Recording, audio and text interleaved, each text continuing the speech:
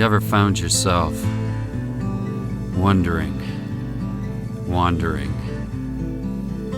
wanting to know what is this all about? Then you find yourself becoming frustrated.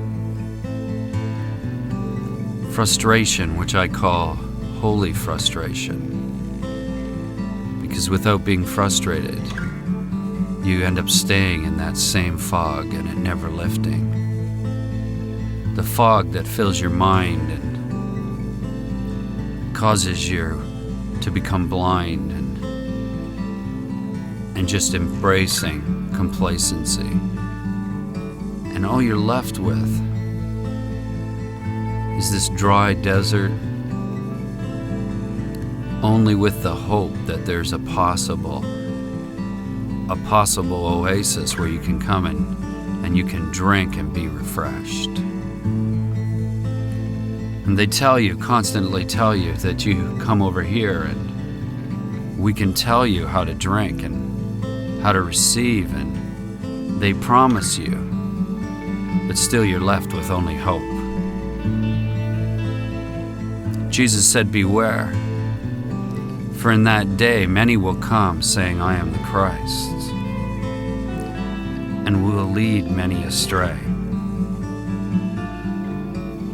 There are many that are saying today that they know Him,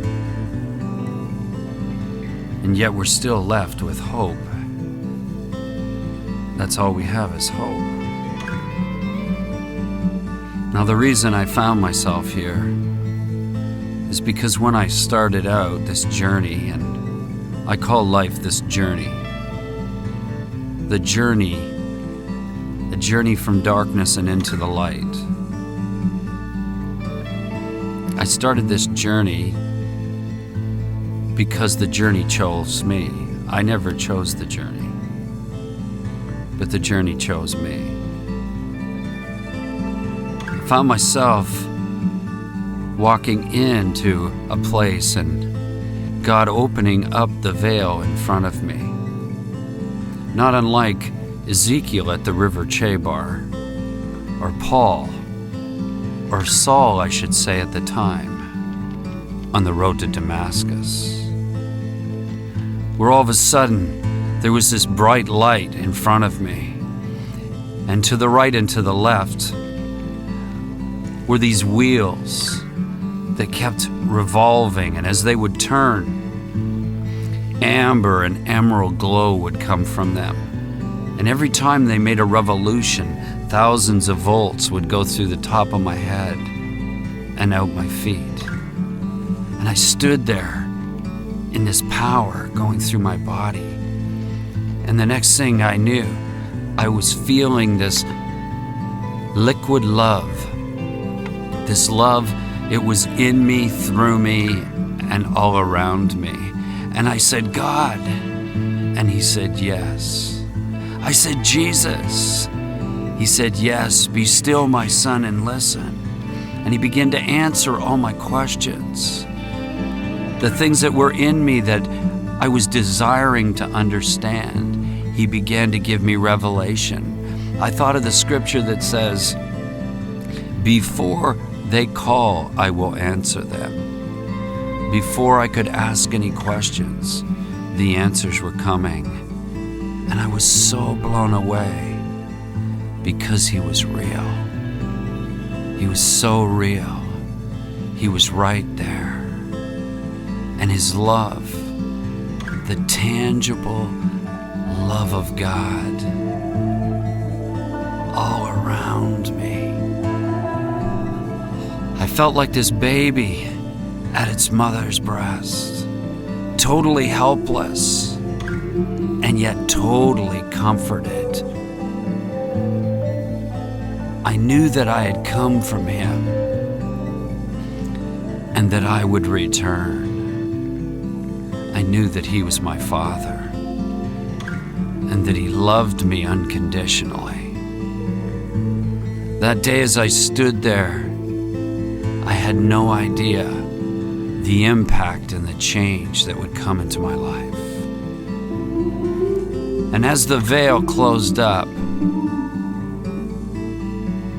I longed over the days and the weeks and the years and the decades, ever seeking and yet never finding. Oh yeah, there were healings. There was prophecy. There were gifts. But like I said, I would go and they could promise bread, but there was never bread to eat. Never the tangible presence of Jesus Christ. Just the promises.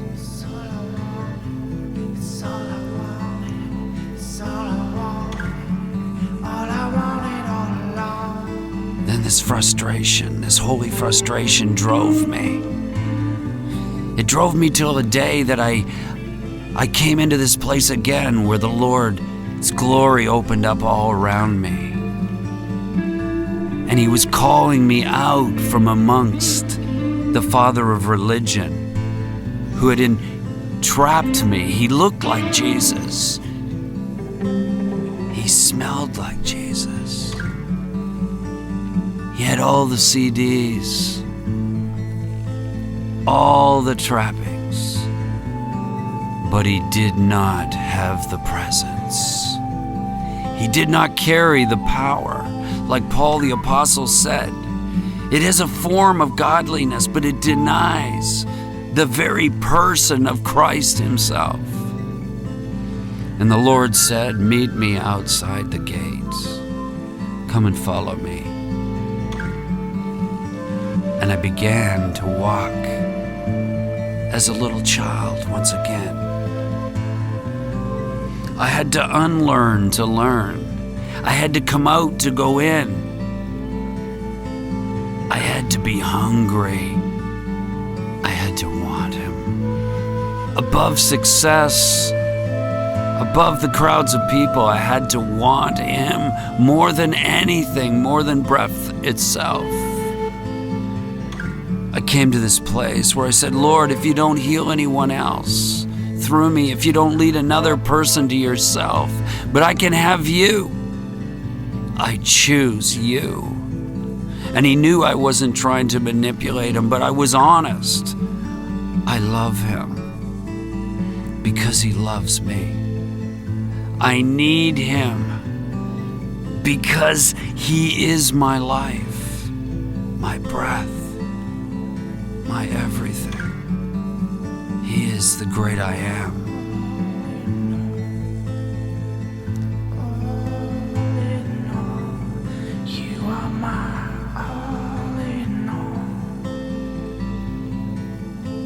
If hope doesn't lead you to faith, what does it leave you with? If faith doesn't lead you to love, where are you? Faith, hope, and love, but the greatest of these is the tangible experience of the agape love of God. Coming into the blast of His presence. His presence led me. His presence wooed me.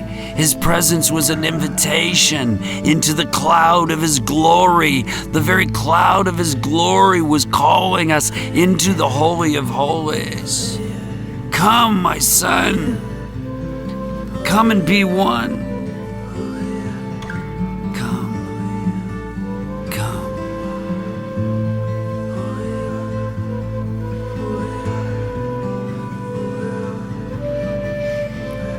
Now the presence has become a wind, a whirling of His glory. And yet I know it's only the beginning. Oh, but it's good. It's so good. It's so good. Who you are, who you are, who you are. Oh, I have to know who you are.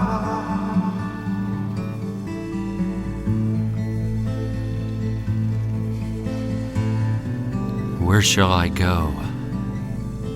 What shall I do? It's always been about you.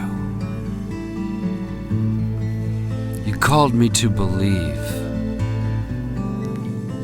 to only believe as a child. No longer waiting and longing. Oh God, believe in what is now. It's the ecstasy that the mystics spoke of. It's the love of the Father that Jesus revealed. Look at his face. What do you see?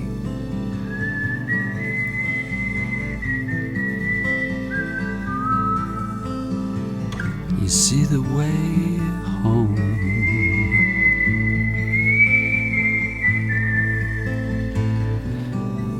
You see the way home.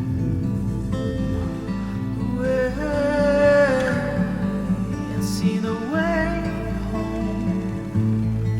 I see the way home. I see the way Oh, yeah. Oh, Lord, it's your love. It's the glory